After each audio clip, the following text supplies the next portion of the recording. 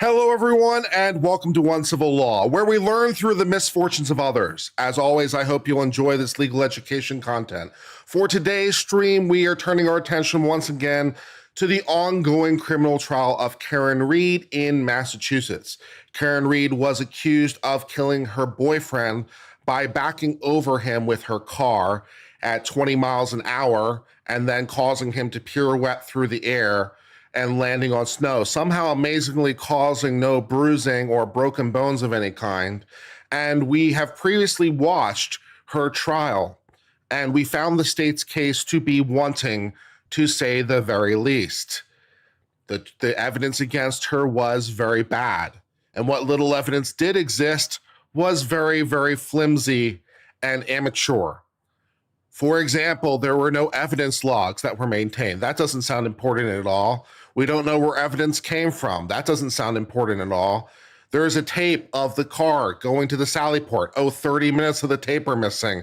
That doesn't sound important at all. We're collecting blood in red Solo cups because apparently we've never worked a scene in the snow before in Massachusetts, and so forth and so on.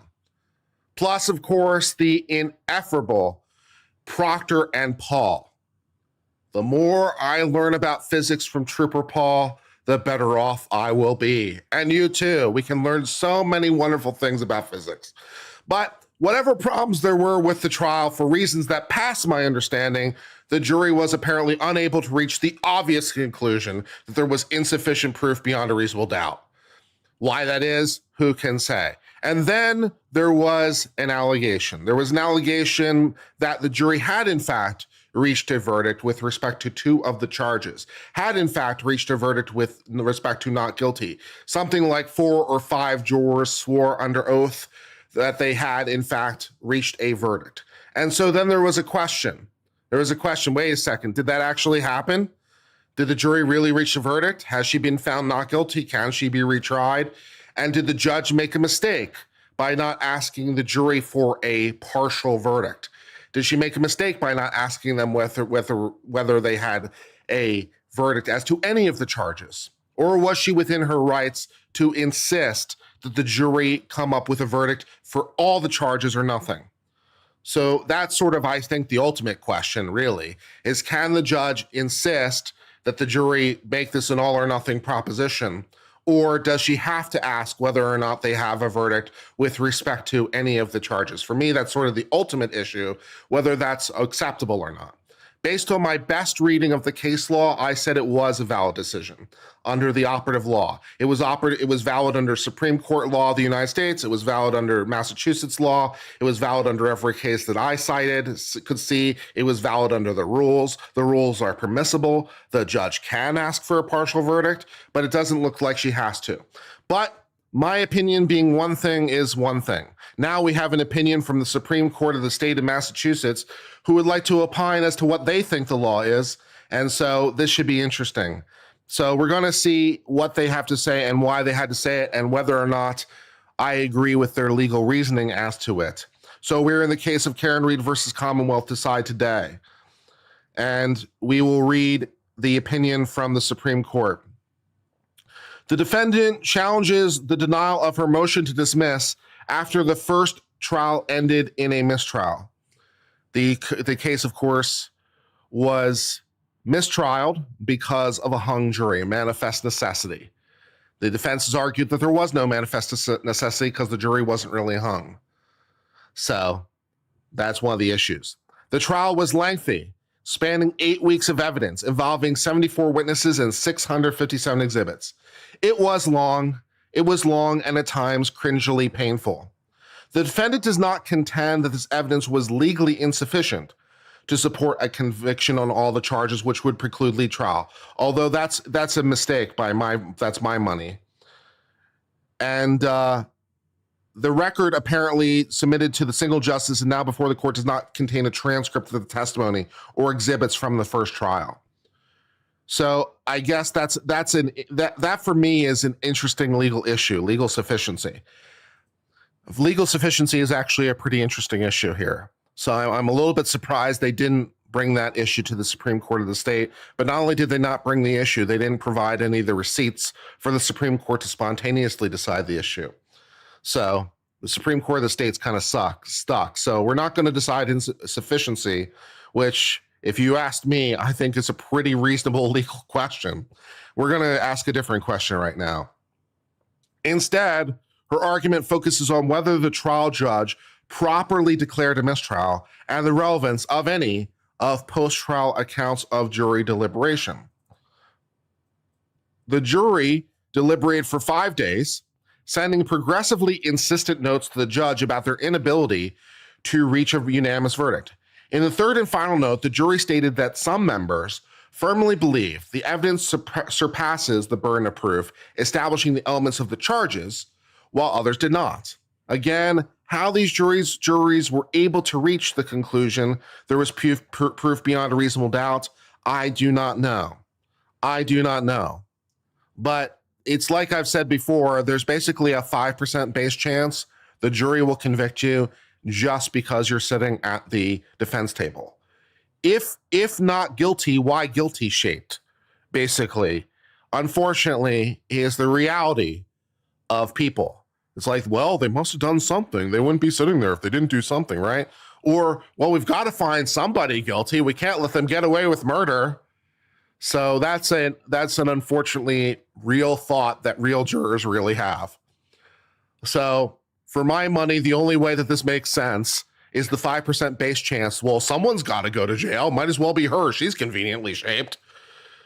But I digress. The jury, through their infinite wisdom, some of them at least, thought there was proof beyond a reasonable doubt somehow. They described their views as rooted in sincere adherence to their individual principles and moral convictions, and stated that further deliberation would be futile and would force them to compromise these deeply held beliefs. Based on this final note, the judge declared a mistrial. Notably, of course, the Supreme Court may or may not discuss this, but the judge did not ask for the lawyer's opinion before declaring a mistrial, although she had on the 2 prior notes. So on the 2 prior notes, the judge said, hey, lawyers, what do you think? And the lawyers gave their opinion about, whether there should be more deliberation and stuff. On the 3rd and final note, she didn't ask what the lawyers thought. She didn't ask for their opinion. She just declared a mistrial. So that could have been perhaps an error, whether or not she asked. But it wouldn't be a clear error unless there was something she had to do as a result of that, right? So did she make a mistake by not asking for their opinion? Only insofar as it would render her decision invalid in some sense, right?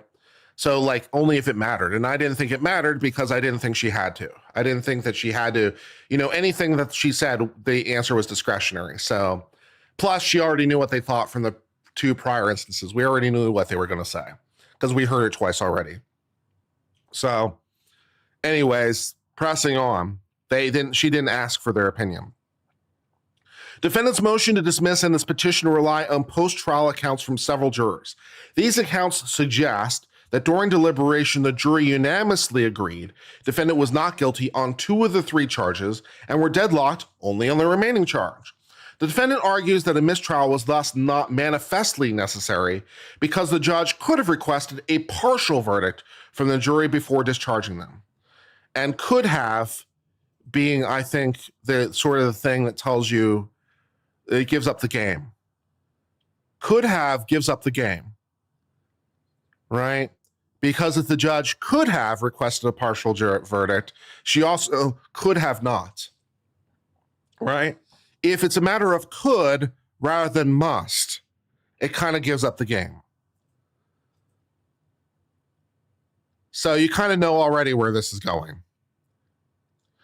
The defendant further asserts that these post-trial accounts show she was, in effect, acquitted of these 2 charges, and double jeopardy bars retrial on those counts. This petition thus raises the question, can post-trial accounts of jurors' private deliberations that are inconsistent with the public communications in court render this declaration of mistrial improper or constitute acquittal where the jury did not announce the record on open court? That's an interesting way of framing the question. I don't think that that's the way I would have framed the question, right? Because the question really matters in law. The question really drives the answer. So you can really fault them for the question as much as you can the answer. So I don't really think that that's the most operative question. For me, the operative question would be, well, did the judge make a legal mistake that matters by not asking the lawyers for their argument in response to the third note? Was that an error? Or does the judge error by not asking for partial verdicts, right? So can the post-trial accounts render a mistrial invalid? I don't know really is the question that comes to my mind, but that's the question the Supreme Court went with. So, okay. Can post-trial accounts of jurors' private deliberations that are inconsistent with their public communications in court render the declaration of a mistrial improper?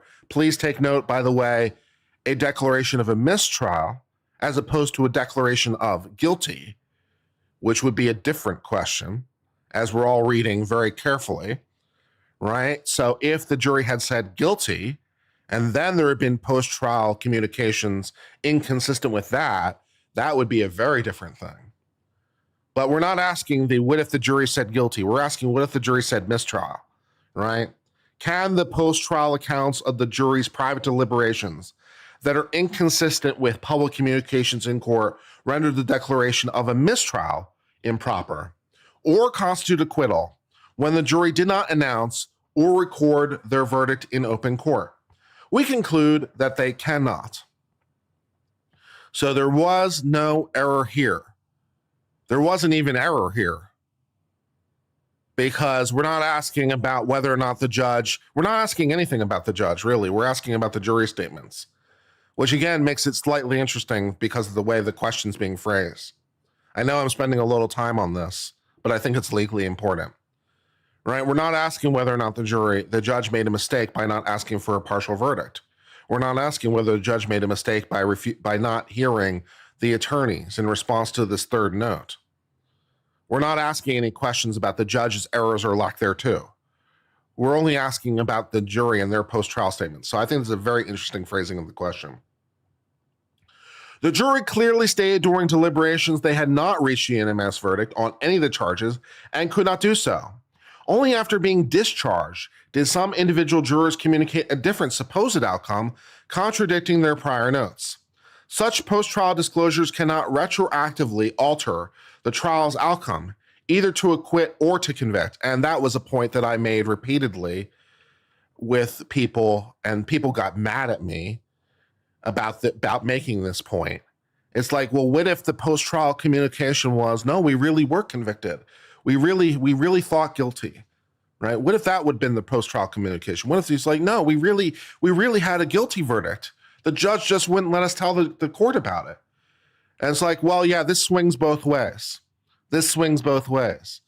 So it doesn't matter whether or not the jury secretly thought guilty or secretly thought not guilty, right? We're not going to do this either way. And the fact that the court points out the fact that this needs to be equal either way is something that I had commented on heavily, to some criticism by other people that were looking at this case, but I think that that's right. Accordingly, we affirm the trial judge's denial of the motion to dismiss and defense request for the post-trial juror inquiry. All right, let's learn a little bit more about how this case came to be, for those of you who haven't been following the case. In 2002, a grand jury returned 3 indictments against the defendant: murder in the second degree, manslaughter while operating a motor vehicle under the influence of alcohol, and leaving the scene of an injury resulting in death. Trial began April 2024 and lasted over 2 months. On the 37th day, the jury received instructions regarding the 3 indictments and 2 lesser included offenses for count 2, involuntary manslaughter and motor vehicle homicide. Before deliberations began, the jury indicated the foreperson of the jury would be given separate verdict slips for each of the 3 indictments. The judge then explained the procedure for returning the verdicts. After a final vote of the jury, the foreperson should check the appropriate box as to each charge, then sign and date the verdict slips, and note the court officer that you've reached a unanimous verdict. You will then be brought back into the courtroom where the foreperson will deliver the verdicts to the court. The judge also instructed the jury to continue deliberating until you've reached a final verdict on each charge. In other words, I want a complete verdict. No partial verdicts will do. And to not discuss their numerical standing or progress to anyone, including the judge, before such time as you've reached a unanimous verdict. The jury then began their deliberations. 3 days later, after approximately 19 hours of deliberation, the foreperson sent a note to the judge. The first note that stated, "I'm writing to inform you, on behalf of the jury, that despite our exhaustive review of the evidence and our diligent consideration of all disputed evidence, we've been unable to reach a unanimous verdict." A very professionally written jury note indeed. After reading the note into the record, the judge requested argument from the parties on to whether the jury had conducted due and thorough deliberations, warranting a so-called Tui Rodriguez charge. Okay. I'm not sure why the Supreme Court calls it so-called. I don't know why. A so-called Tui Rodriguez charge? I mean, isn't that not what it's called? That's weird phrasing. Okay, fine. And also, of course, I'd call it an Allen charge because the U.S. Supreme Court called it an Allen charge, but the Supreme Court of Massachusetts isn't all about that life. They don't want to call it an Allen charge. They want to call it a Tui Rodriguez charge because they need to be different. Fine. Yeah. Fine. The Commonwealth argued that the jury had not deliberated long enough, while defense disagreed, requesting the instruction and assertion. The foreperson's use of the word exhaustive suggested an impasse.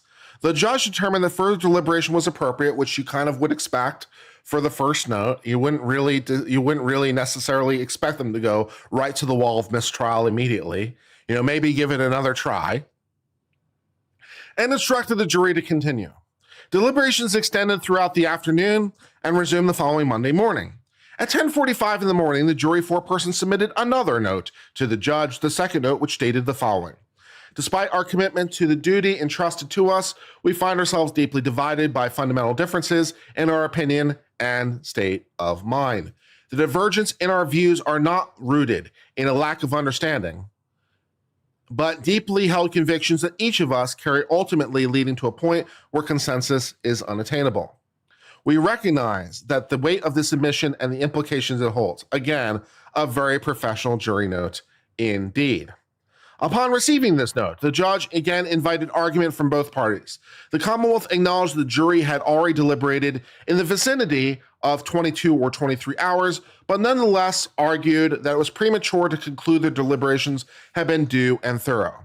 Defense counsel, however, maintained the jury was hopelessly deadlocked and again requested the Turi Rodriguez instruction. So the defense team is like, it's hopeless, right? The judge agreed with the defense counsel, knowing the jury had been extraordinary, and she'd never seen a note like this reporting the impasse. I mean, it was an incredibly professional note. It was very, very professionally worded.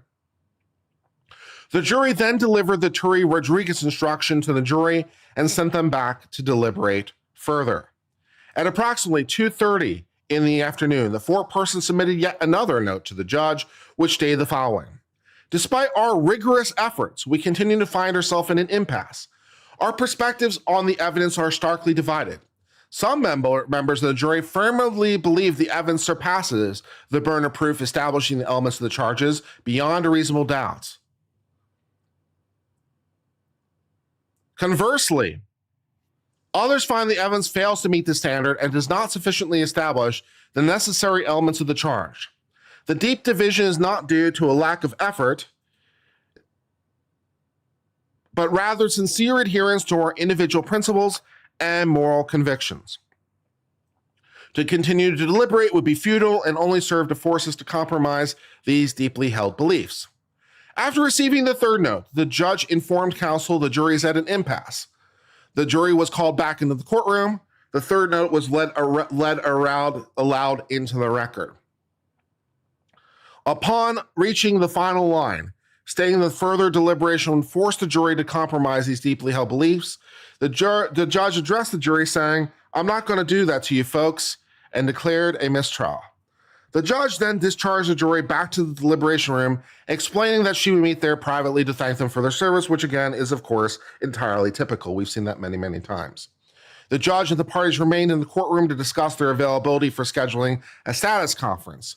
At no point during discussion did defense counsel object to the judge's declaration of mistrial or express disagreement with outcome, which of course was a bit of a fail, right? They didn't ask for a permission approach. They didn't ask for something different. They just kind of were like, this is totally cool. They only complained after the fact. Of course, they didn't know about what the jury thought, but of course, from first principles, it shouldn't matter what they thought, right? They should think the same thing regardless of what the jury thought, right? So they didn't perhaps preserve their objection. Maybe that's the thing. All right, the post-trial events. According to affidavits submitted by defense counsel, a member of the deliberating jury contacted defense counsel on July 2nd, 2024, after noting inaccuracy reports about the jury's alleged split that caused the mistrial the day before. Juror A stated that the jury had unanimously agreed the defendant was not guilty of count 1, the murder, and count 3, leaving the scene of an injury. 2 days after mistrial, defense counsel also received screenshots of text messages with jurors on their acquaintances describing their deliberations. In one exchange, another member of the jury, Juror B, wrote it was not guilty on second degree and split in half for the second charge. Again, how is another question that remains unclear. In another exchange, an individual referred to as an informant by defense counsel, lol, was advised that another juror, Juror C, had told friends there was no consideration of murder in the second degree, and the jury deadlocked on the remaining charges. So we're not even consistent about which charges were necessarily had decisions related there too, but whatever. The exchange made no mention of count 3, but it stated that the manslaughter started polling at 6-6 and then ended in a deadlock with 4 no and 8 yes. Again, how? I don't know. Based on this evidence, how 8 members of the jury were apparently able to conclude guilty as to manslaughter is beyond me. I don't understand. But never mind. Upon receiving this information, the informant commented, if they all agreed on no for murder 2, they should make it clear to the DA and the court. It's basically a case of double jeopardy if she's retied on the charge. Well, the Supreme Court of the state disagrees with you, but random informant thought it was double jeopardy, which isn't an unreasonable thing to think, but that's not what the law supports. On July 8, 2024, 1 week after the mistrial, the defendant filed a motion to dismiss based on post-trial accounts. The defendant argued that the accounts show the jury had effectively acquitted her on counts 1 and 3. She further contended that the judge's mistrial declaration was improper for these 2 counts and requested at a minimum a post-verdict inquiry to confirm whether the jury had agreed that she was in fact not guilty of these charges, which would have been one hell of a sight because there's no way to do this except to get all 12 members of the jury on the stand and ask them, right? Because that's the only way to determine whether the jury is unanimous or not. You normally do it in open court by polling the jury. That's why you poll the jury. But if you're trying to determine what, you'd have to literally call all 12 members of the jury for a post-trial inquiry, which is one hell of a sight, man. One hell of a sight.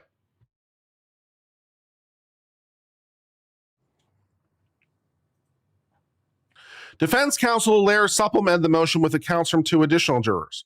One juror stated the jury had been deadlocked only on the lower charge of count 2. The other juror, Juror D now, stated that the jury's disagreement solely concerned count 2 and its lesser offenses. Juror D indicated the jury had debated whether to inform the judge of their decision on counts 1 and 3, but were uncertain if they were allowed to do so. Juror D claimed that after discussing the matter, the jury ultimately decided to inform the court they were deadlocked and expected they get further instructions about the remaining counts thereafter. I mean, you could have said we have verdicts as to some but not all counts. Now, there is, of course, the strong indication that the jury foreman wouldn't allow it. But I'm just saying the jury could have, right? The jury could have said, well, we have verdicts as to some but not all counts. What do you want us to do? So, assuming, of course, that any of this is true, which we'll never know for sure. The Commonwealth also submitted a post-trial filing notifying the court that after submission of defense counsel affidavit, it had received 2 voicemail messages from members of the jury, which may or may not be the same members of the jury we previously heard from, which makes the count a little bit difficult. So are we on to jurors E and F? Are these the same jurors? Who knows? We've got other people, at least, or maybe they're just random people. Maybe they're not jurors at all. Who can say? But these random people, at least, said this juror or so-called juror or whatever specified that as to the jury had voted not guilty on 1 and 3, as to the last vote 9-3 guilty. So this person's not 8-4. This person's 9-3 life.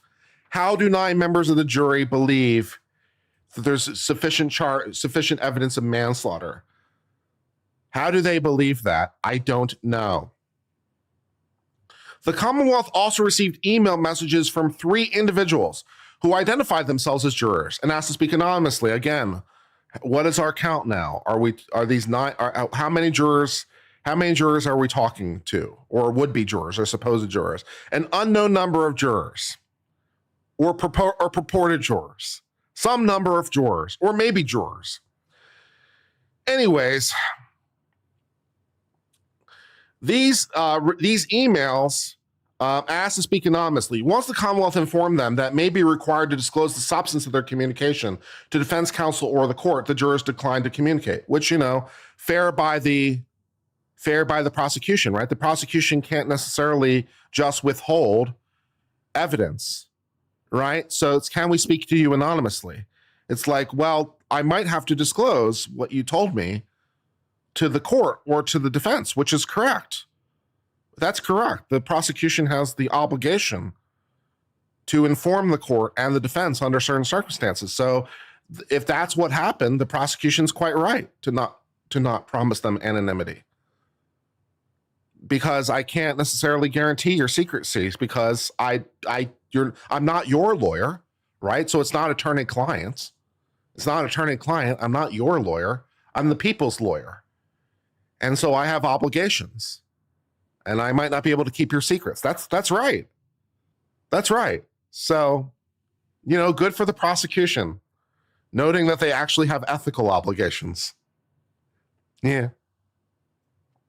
The trial judge denied the defendant's motion to dismiss after a non-evidentiary hearing.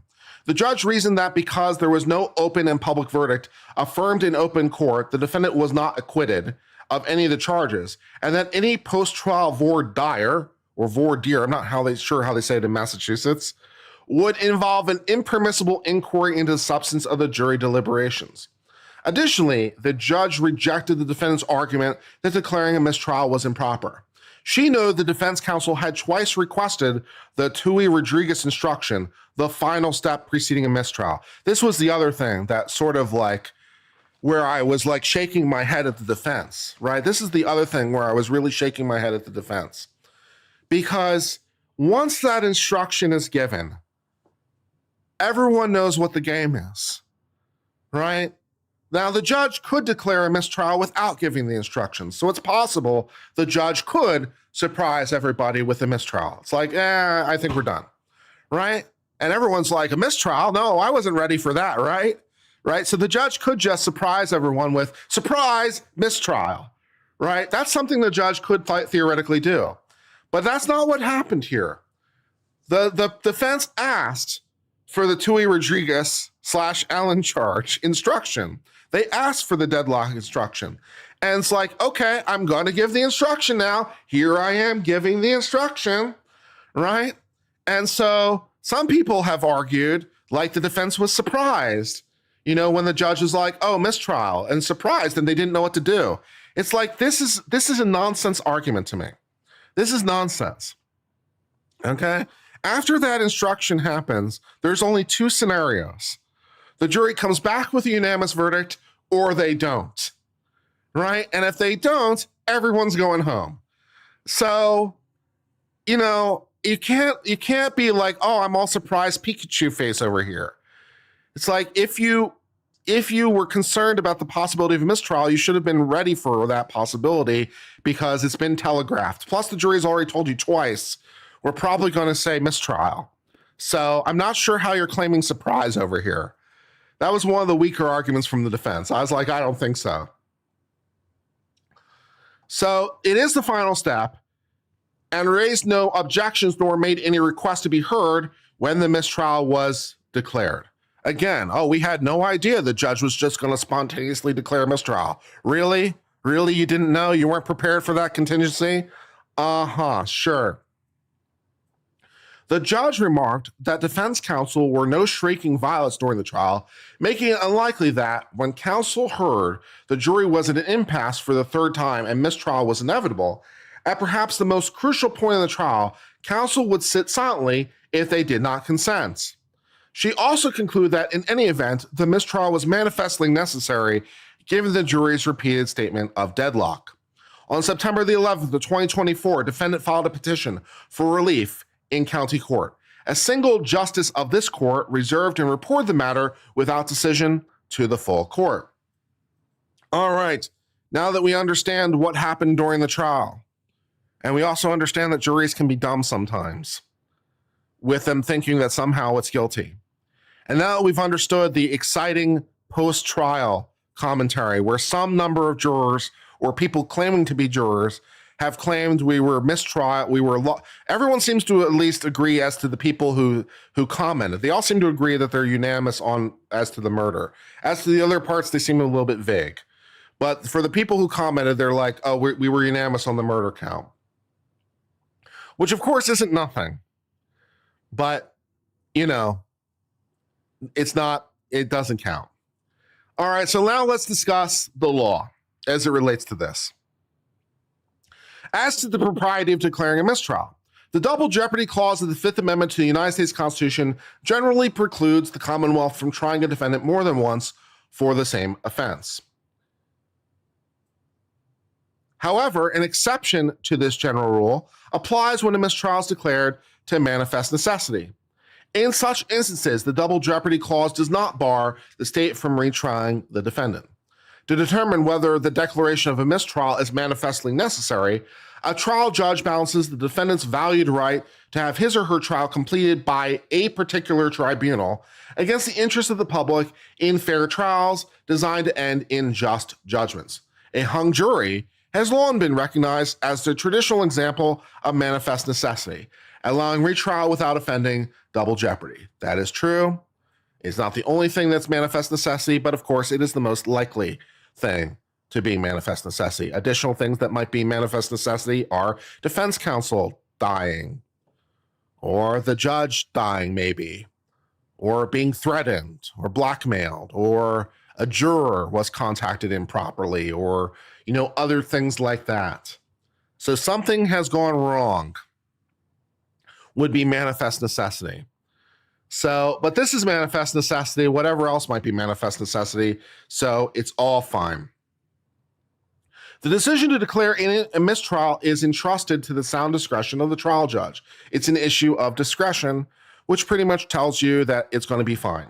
Trial judge receives such discretion to avoid the possibility of coercive measures being used to force jury agreements, thereby protecting the fairness of the proceedings. In evaluating whether a trial judge abused discretion in declaring a mistrial, a reviewing court considers whether the judge carefully explored alternatives to the mistrial and whether counsel was given a full opportunity to be heard, which of course, in response to the third note, they were not given an opportunity to be heard, but then again, they were in response to the other two notes, and we already know what you want because you've twice asked for the deadlock instruction, and we all know what's going to happen after that. So, you arguably have been fully heard on this issue. So, you know, if these principles were followed and there's no claim of insufficient evidence to support the conviction, which there really should have been by a defense team, I would have raised the issue. I wouldn't really expect to win at the Supreme Court, to be honest, but I'd still raise the issue. You know, the Supreme Court would probably say that Jen McCabe saying, I heard her say, I hit him, I hit him, I hit him, is itself sufficient evidence, if I had to bet. So Jen McCabe's lies is probably sufficient, if I had to bet. I have my own thoughts on the issue, but never mind. Here we discern no abuse of discretion in the trial judge's decision that the jury was at an impasse and the mistrial was manifestly necessary.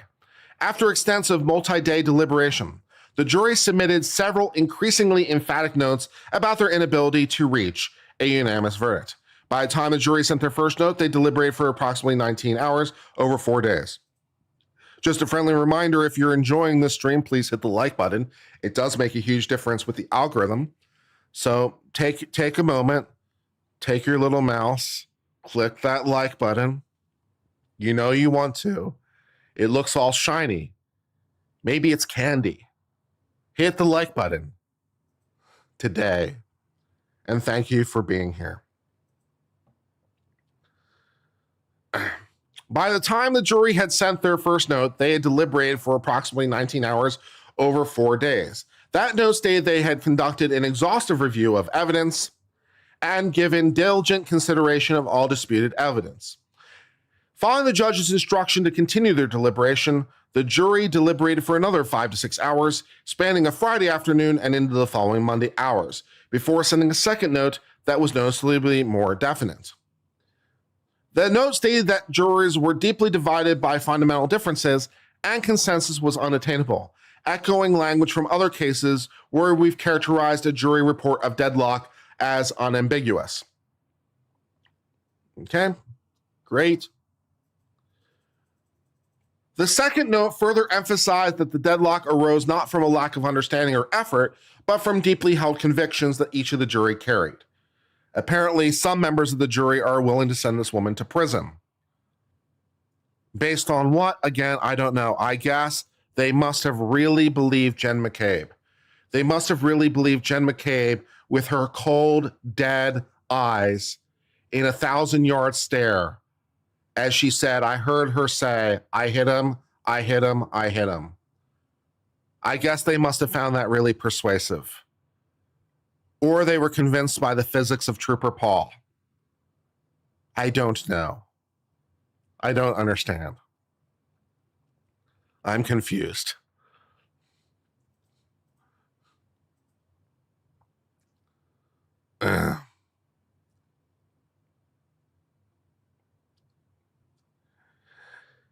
Where were we?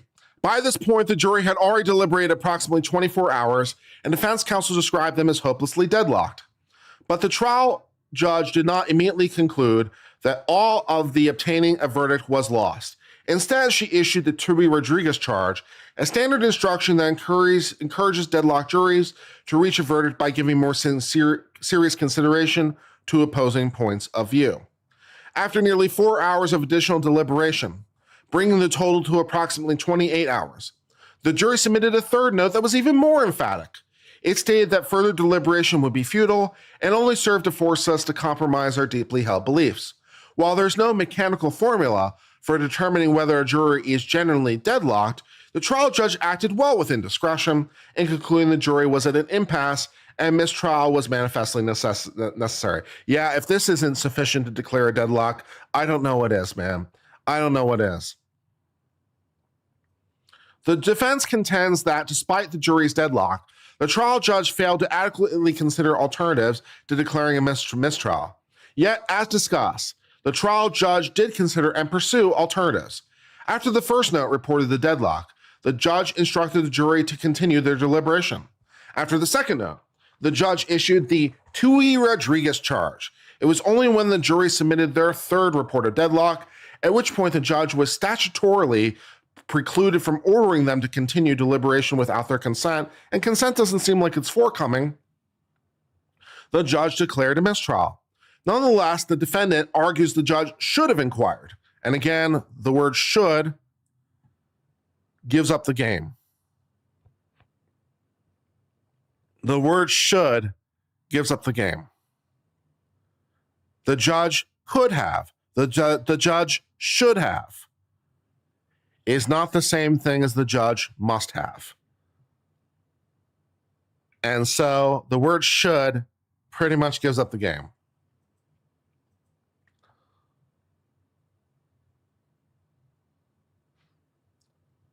Should have inquired whether the jury had reached an agreement on any of the charges. Had the judge done so, the defense asserts, she would have discovered the jury had agreed on counts 1 and 3 and allowed for a partial verdict. We disagree. Rule 27 of the Massachusetts Rule of Criminal Procedure gives a trial judge discretion to require a jury to return a verdict for charges on which they've unanimously agreed before declaring a mistrial.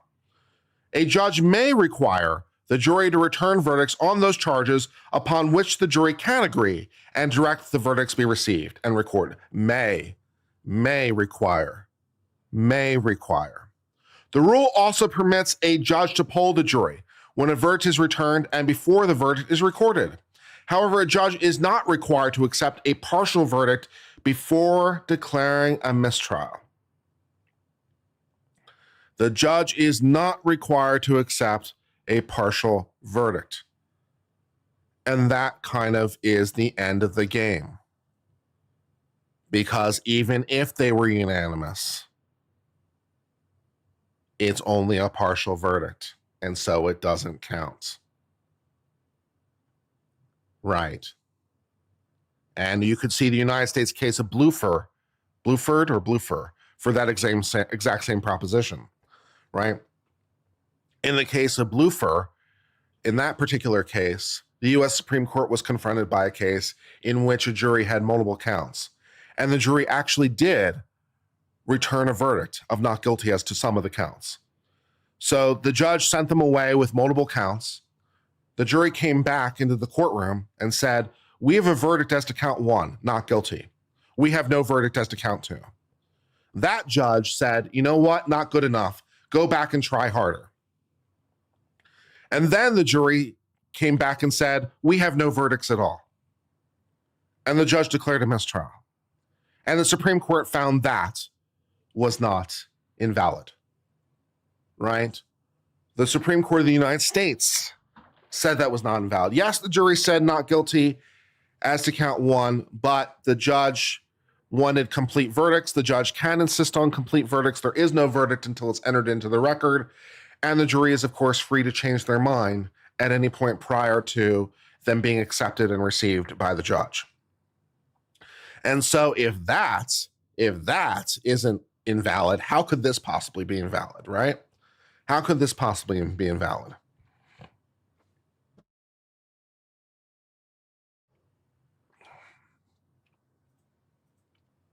Okay. Here, the jury was instructed on 3 separate indictments, along with 2 lesser included offenses on count 2. But the trial record offers no indication that partial verdict was imminent or possible. The jury's first note simply stated they were unable to reach a unanimous verdict without reference to any specific charge. The second note reiterated that consensus was unattainable and acknowledged the implications of jury deadlock. Neither note suggested the jury had reached, or could reach, a consensus on any subset of the charges, and we've cautioned against assuming a final verdict exists from general reports of deadlock.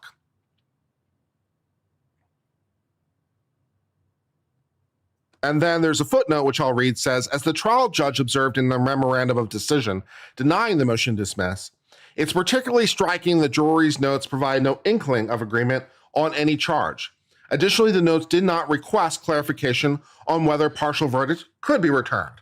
The absence is particularly significant given the evident care that went into the notes. Fair. In fact, the jury's third note implied they were deadlocked on all charges. The note stated in part, some members of the jury firmly believed the evidence surpassed the burden of proof establishing the elements of the charges beyond a reasonable doubt. Conversely, others find the evidence fails to meet the standard and does not sufficiently establish the necessary element of the charges. Although the defendant relies on the post-trial affidavit to suggest the charges refer to only count 2 and its lesser included offenses, We assess the trial judge's decision was based on what was known at the time of the decision, which of course it would have to be. As one court has observed, allowing post-trial juror accounts to affect analysis would create endless confusion and controversy in cases where mistrial has already been declared due to deadlock, and citing an opinion from the Sixth Circuit on this issue, which of course Massachusetts is not in the Sixth Circuit, but it can of course note them for the persuasive authority. So there you go.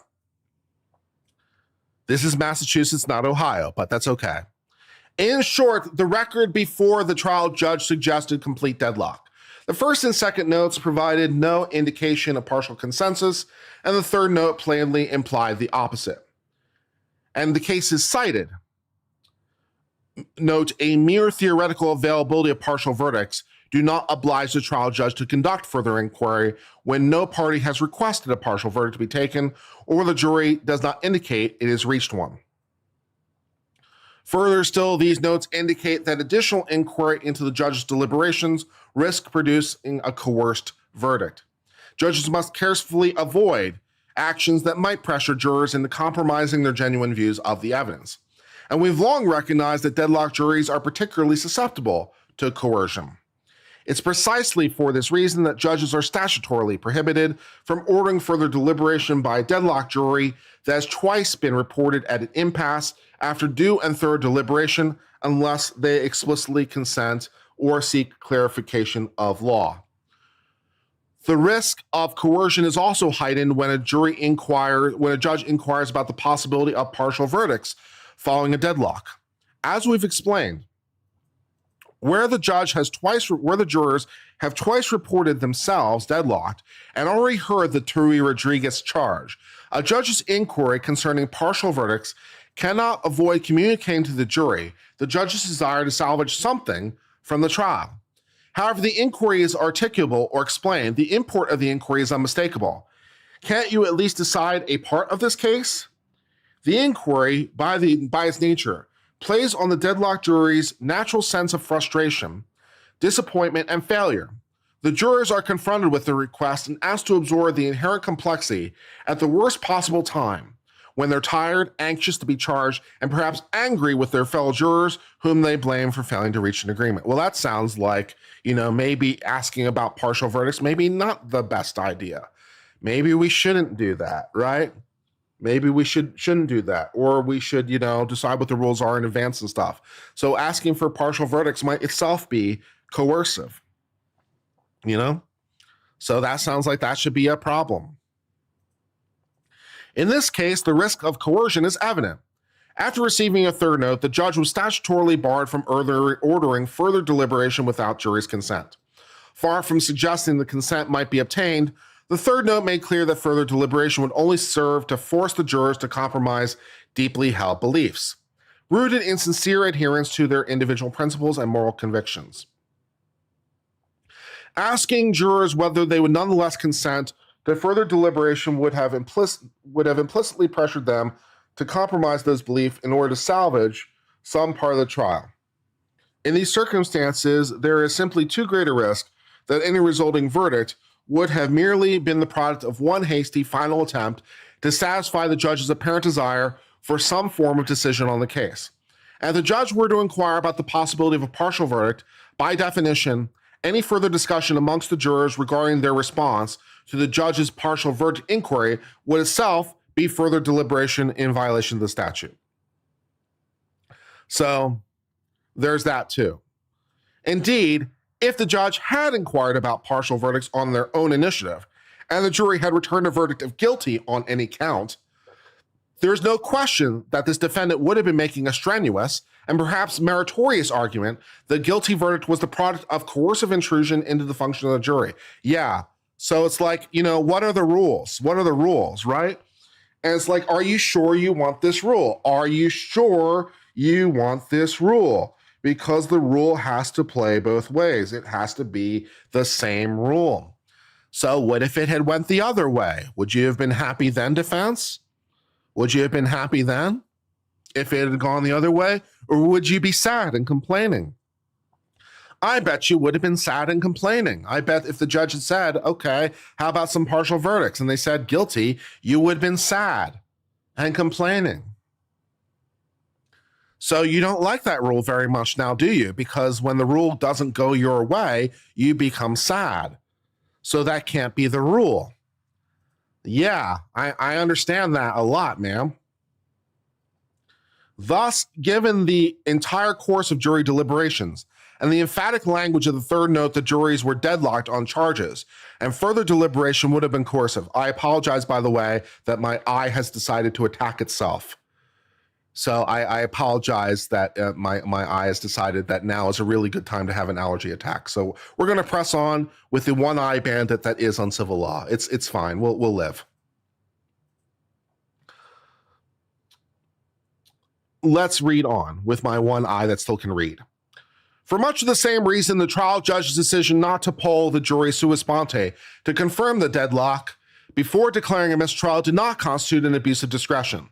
As we've explained in Ray, polling juries about whether further instructions or deliberation will be likely to resolve the deadlock is discouraged due to the risk of coercion inherent in the questioning of the jurors, particularly in individual colloquies.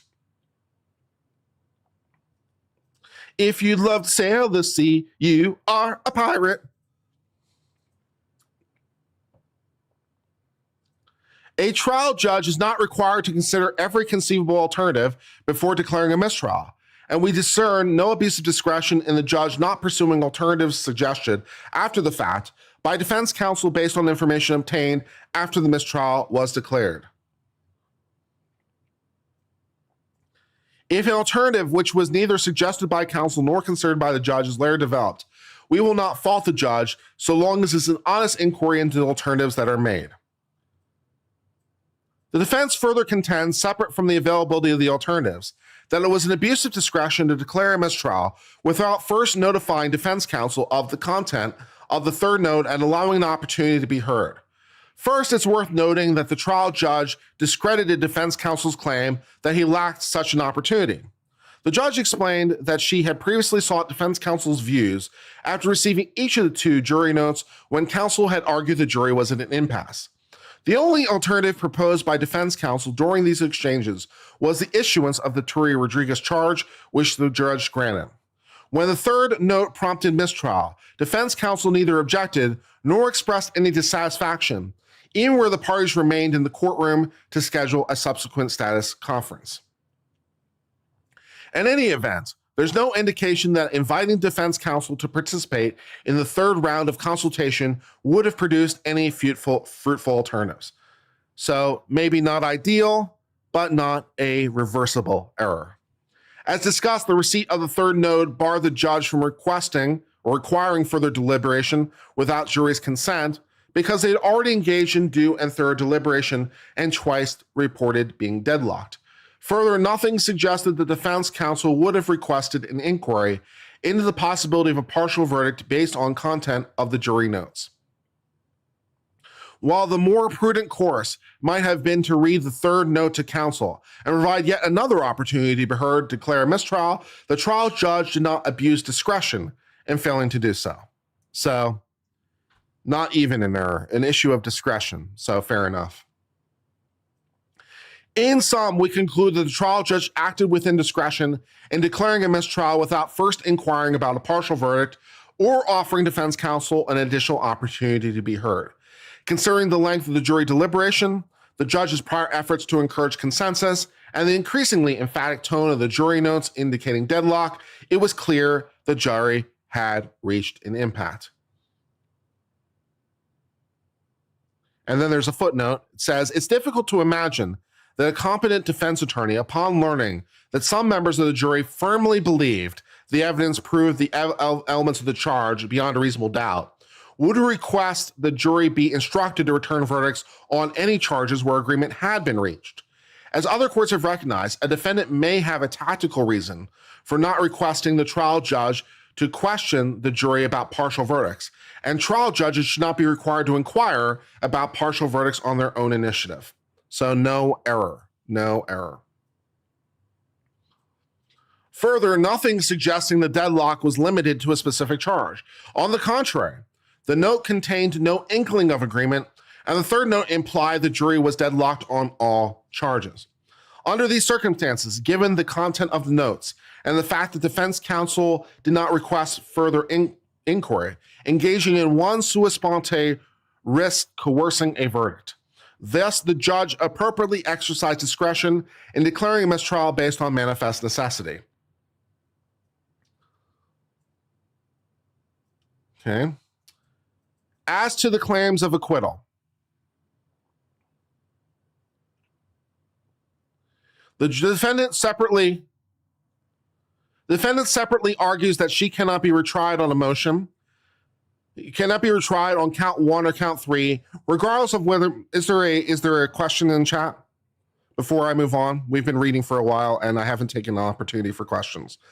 So is there an opportunity, is there questions relating to what we've read so far? I mean, I think it's relatively self-explanatory, but if there are questions, I'm happy to clarify what the judge is saying, or the judges are saying, I should say at this point, since it's the Supreme Court of the state. So, you know, is there any questions? I think the court was pretty clear. Yeah, I mean, it's pretty clear. And it's basically what I've been saying. This is my legal analysis as well. You know, a little bit more flushed out and a little bit more detailed, because the Supreme Court is obviously more familiar with the law than me, because, you know, they wrote a lot of it. But it's also, there's the Supreme Court of the state, so they're going to understand the state law better. But this is my analysis as well. So yeah. So all clear. Great. Moving on. As to the claims of acquittal, defendant separately argues they cannot be retried on count 1 or count 3, regardless of whether the mistrial declaration was proper. She contends the post-trial information from 5 deliberating jurors, and there's a footnote, which probably indicates we have no idea. For the purpose of adjudicating the motion to dismiss, the trial judge accepted the purported statements as true and accurate. For the purpose of this discussion, we similarly proceed on the affidavits. So we don't know whether or not that's really true, but we're gonna pretend it is for the moment, right? We're gonna pretend there are 5 jurors who said this. We don't really know for sure, but we'll pretend. It's like, it doesn't matter, so we'll assume it. She contends the post-trial information from 5 deliberating jurors indicating the jury was deadlocked not only on count 2 and unanimously found her not guilty on counts 1 and 3, effectively amounts to acquittal of those counts. Alternatively, they assert the trial judge abused discretion in denying a post-trial inquiry to verify the accounts of deliberation. We examine each contention below. As to the claim of acquittal based on disclosure, the double jeopardy clause of the United States Constitution prohibits retrial for the same offense after an acquittal. To determine whether an acquittal has occurred, we look into whether, given operation of state law, the jury acted on their view the prosecution had failed to prove its case. Because this presents a legal question, which of course it does, our review of the trial judge's decision is de novo because it's a pure question of law. Given all this, what is the law, right? We're not contending the facts. No one's disputing the facts, at least for the moment, right? It's all law, baby. It's all law. So of course it's de novo. Relevant here, the fundamental requirements for the jury issuance of the verdict are set forth in the Massachusetts law. Pursuant to the rule, the valid jury verdict must be unanimous and returned by the jury to the judge in open court. Our case law confirms that a criminal verdict is effective only when affirmed by jurors in open court. The only verdict that can be received and regarded as complete and valid, upon which judgment can be entered, is an open and public verdict given in as sentenced to in open court as a unanimous act of the jury and affirmed and entered on the record in the presence and under the sanction of the court. In other words, the distinction between informal agreements and actual return of the verdict is central. And this is, again, important because, right, if the jury can sort of change its mind at any time, and like you don't know what's happening back there, neither does anyone else. You don't know whether or not, the jury's considering 3 counts and they are like, okay, we're 12 votes for guilty on count 1, let's move over to count 2. And you don't know that, an hour later, one of the jurors is like, we've been discussing count 2 for a while, but it's made me have some thoughts on count 1. I'm not guilty now. Or the other way around, right? Until it's final, it's not final, baby, right? 12-0 doesn't count until it's final. right? If they're 12-0, but we're still talking, then it's not final, right? So, yeah.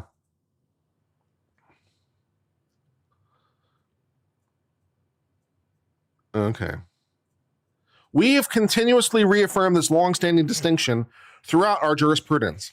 In this case, it's undisputed that the jury did not announce a further violent on a charge, at least not in open court they didn't, right? Although the defendant has submitted affidavits claiming the jurors reached an agreement on count 1 and count 3, the only statements made in open court reflecting the jurors' inability to reach a unanimous verdict. As discussed, the jury submitted 3 separate notes to the judge indicating deadlock, culminating in a final note indicating that some members of the jury firmly believed the evidence surpassed the burden of proof, establishing the elements of the charge, while others did not. Far from an affirmation in open court of unanimous agreement on the counts 1 and 3, these notes clearly reflected a lack of consensus on the charges.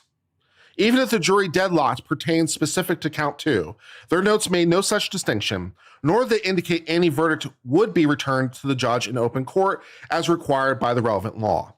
In the absence of a verdict returned, received, and recorded in open court, we cannot conclude the jury acted on their view. The prosecution has failed to prove their case. The defendant nonetheless argues that any lack of formality in the jurors' indicated disposition of counts 1 and 3 should not prevent those dispositions from taking legal effect. However, the requirement the verdict be returned and affirmed in open court is far more than a mere formality. Rather, these principles recognize that as a practical matter, jurors may agree in the course of deliberation to a tentative compromise on the facts of the case or disposition of related charges as they attempt to reach a unanimous verdict. Yeah.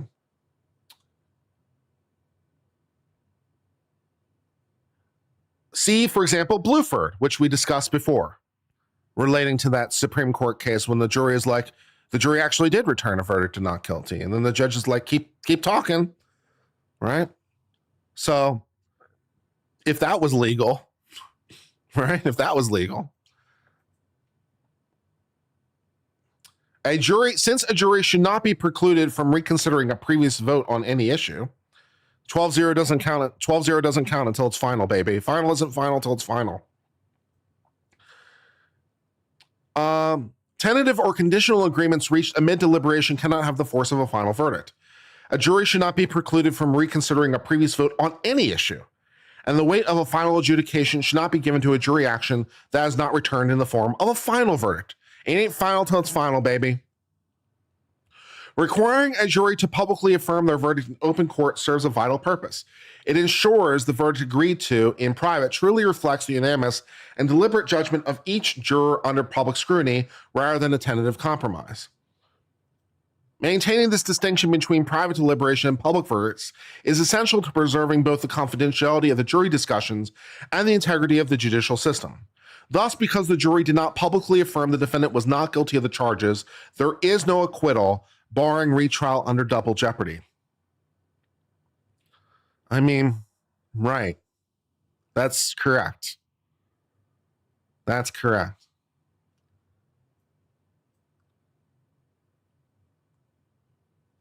See, for example, a case called A Juvenile.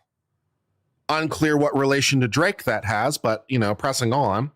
In A Juvenile, a signed verdict slip reflecting votes of not guilty found in deliberation room after mistrial had been declared due to a deadlock did not constitute an acquittal. So in A Juvenile, we went into the jury room and we found a signed verdict slip said not guilty, and that didn't count because it wasn't returned in open court.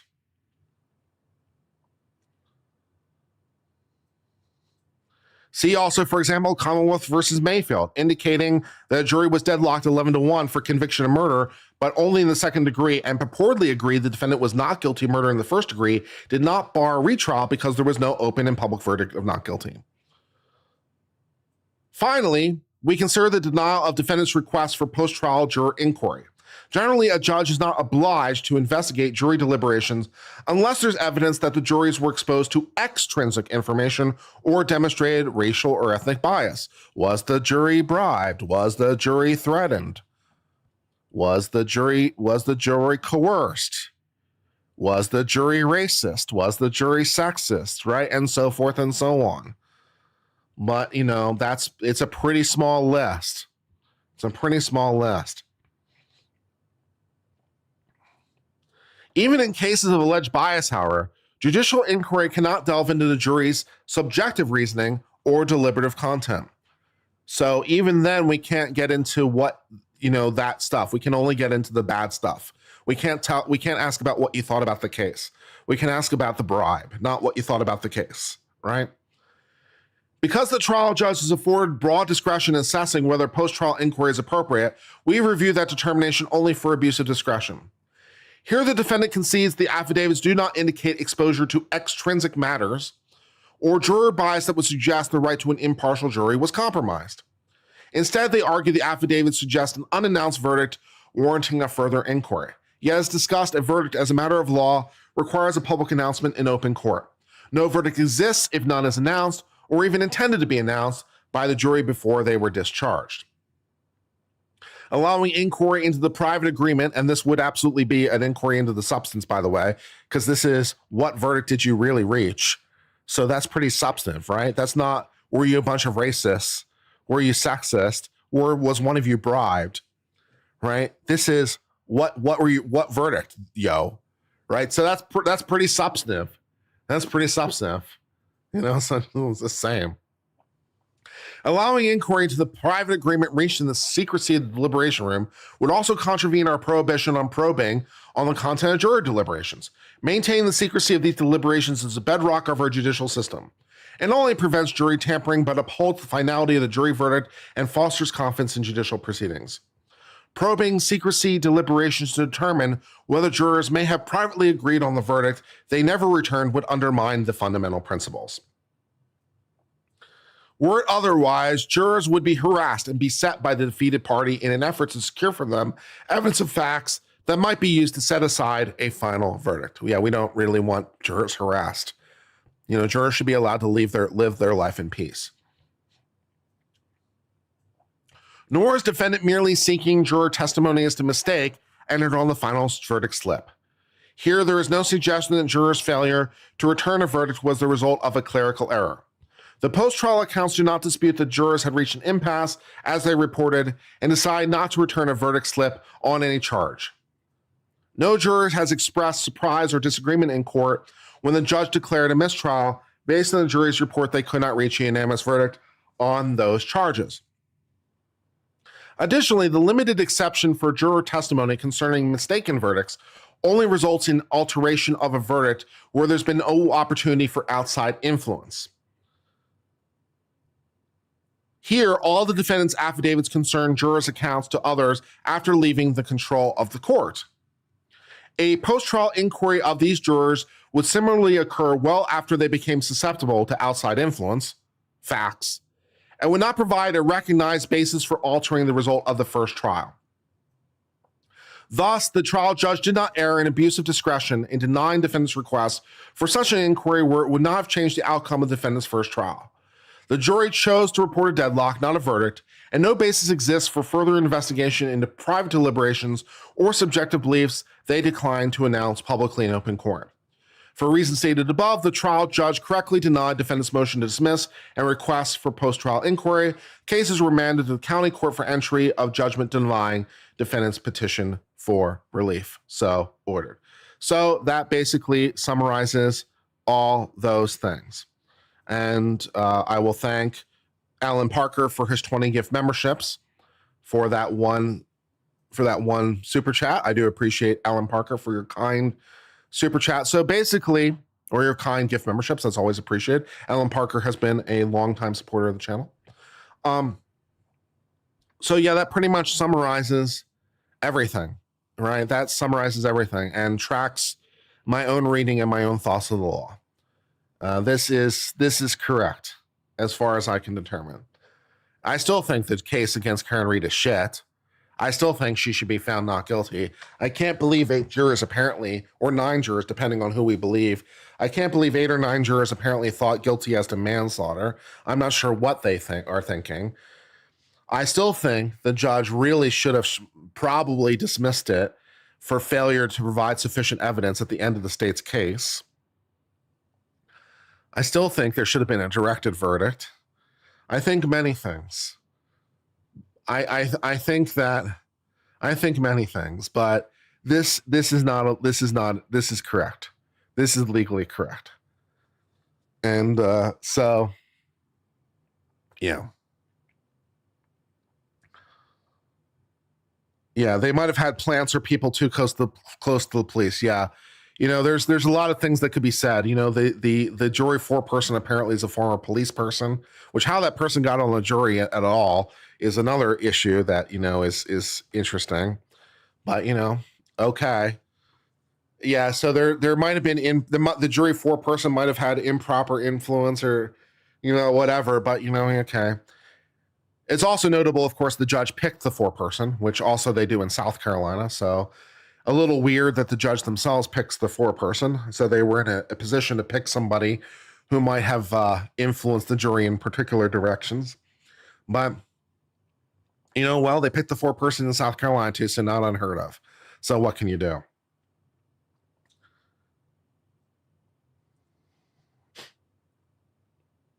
They had to try to convict her because they were trying to cover for the police.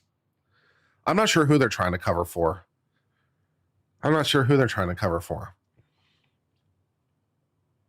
The whole thing is bizarre.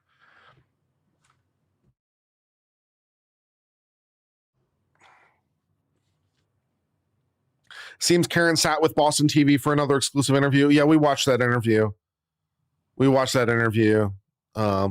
In our stream relating to Trump. We could watch it again, I guess, since it's more on point. Can the first trial be appealed in any way if a new trial is granted? What?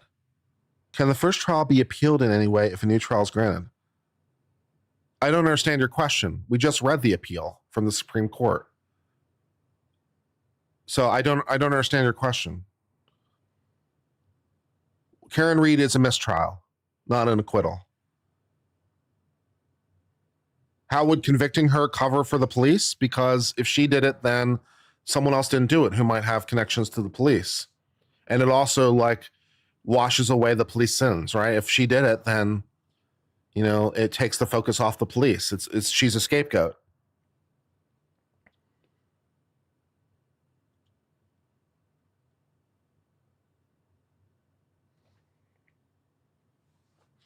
It's a slight error, A. Hedinger, to say there's no no jeopardy attached. That's a slight error. Jeopardy did attach. That's not the issue. It was just manifestly necessary to have a mistrial because the jury was hung. So, so.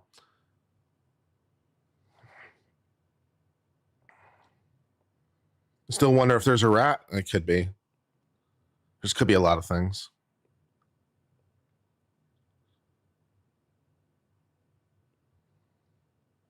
Yeah, no problem, A. Hedinger. It's just as long as we want to be precise, right? As long as we want to be precise.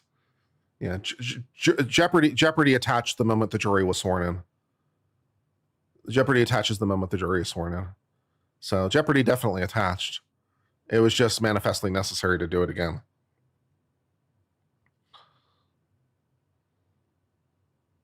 They might have taken it to the feds since double jeopardy is a federal constitutional right.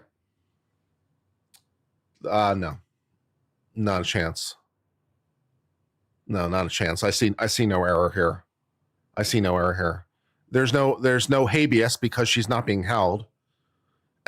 She hasn't been convicted, so it's not a habeas petition. So your only option is a direct appeal to the Supreme Court. Supreme Court of the United States will never take it. They'll never take it. No, there's nothing here for the Supreme Court of the United States to do. Especially in light of their own precedent, no chance. Zero chance. They might file a petition, but no chance. Paris Latino said, if you don't mind a question on a purely theoretical basis, why is a deadlock not considered a verdict? Because a verdict is only when there's a decision. It does mean some people are not super convinced in a way. Because unless it's unanimous, it's not, we require unanimity either way because we want the same rule both ways. We want unanimity. So unanimous to convict, unanimous to acquit. We want 12 people to agree. So in the face of lack of agreement, yeah. Will Judge Conan rule today? I don't know whether or not she's going to rule about something. How many times can they retry her? There's no theoretical limit. I remember reading a case one time. It's been a long time, and I'm not even sure I'm correct, but I've seen people be retried like 5, 6, 7 times. I seem to vaguely recall a case where a person was on like their 8th or 9th retrial, where the court is basically like, no, it's too much, right? So I think it was maybe a Louisiana case where that happened, whereas like the 8th or 9th time around, the court's like, we obviously can't get anywhere, so we're just gonna give up. But there's no theoretical limit to the number of times that a person can be retried.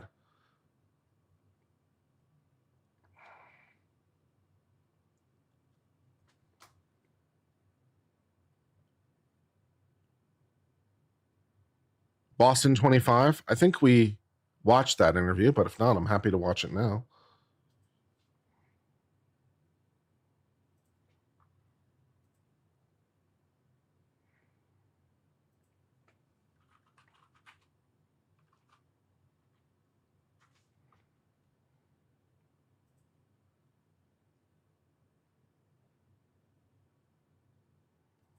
Yeah, we watched this interview. Yeah, we watched this interview from Boston 25 yesterday, the Karen Reed exclusive. We watched that.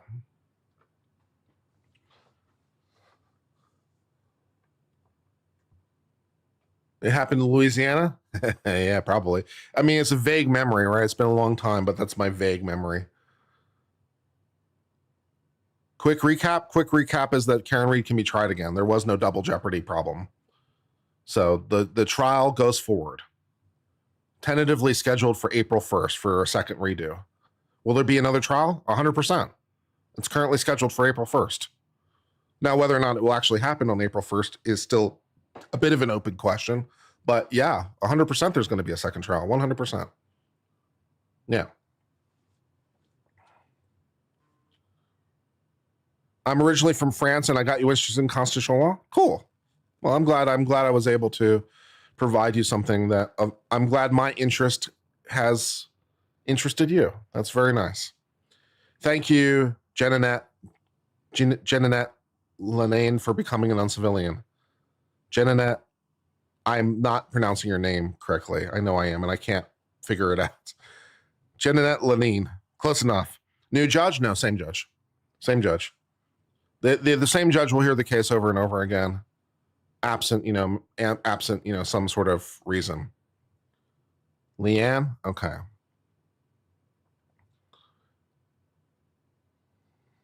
Yeah, it's the same judge. Judge Bev all over again. New prosecutor, though. That's exciting. New prosecutor. So that's fun.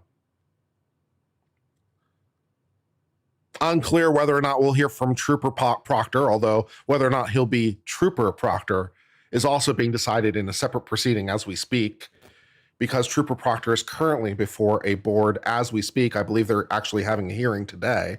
They had a hearing yesterday, and I believe they're on day 2 of their hearing as we speak, regarding disciplinary action against Trooper Proctor.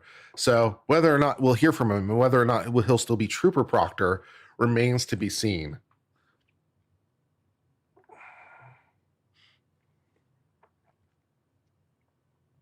Also unclear whether or not we'll hear from Trooper Paul again. Trooper Paul's the best.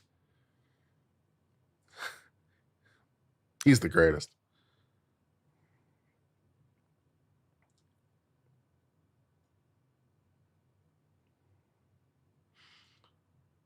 All right, guys. Well, I guess I'll go ahead and sign off for now.